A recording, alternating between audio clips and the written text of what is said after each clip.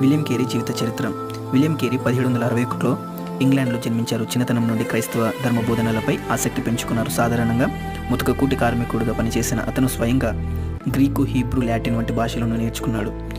1793లో William Carey భార్య పిల్లలతో కలిసి భారతదేశం వచ్చారు. అప్పట్లో క్రైస్తవ మిషనరీల ప్రస్తావన బ్రిటిష్ ప్రభుత్వానికి నచ్చలేదు. అందువల్ల అతను వ్యాపారవేత్తగా వచ్చాడు. భారతదేశంలోని పలు ప్రాంతాల్లో సేవ చేస్తూ చివరకు సెరంపూర్లో స్థిరపడ్డారు.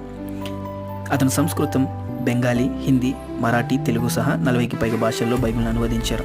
సరంపూర్ విశ్వవిద్యాలయాన్ని స్థాపించి భారతీయులకు శాస్త్రీయ విద్య అందేలా చేశారు. సతీసగానం భర్త మరణిస్తే భార్యను కూడా బలవంతంగా దహనం చేయడాన్ని వ్యతిరేకించి చట్టబద్ధంగా నిషేధించడంలో కృషి చేశారు. కేరీ భారత్లో ముద్రణ వ్యవస్థను అభివృద్ధి చేసి పలు గ్రంథాలు ప్రచురించారు. జీవితాంతం సేవలు కొనసాగించిన కేరీ 1834లో మరణించారు.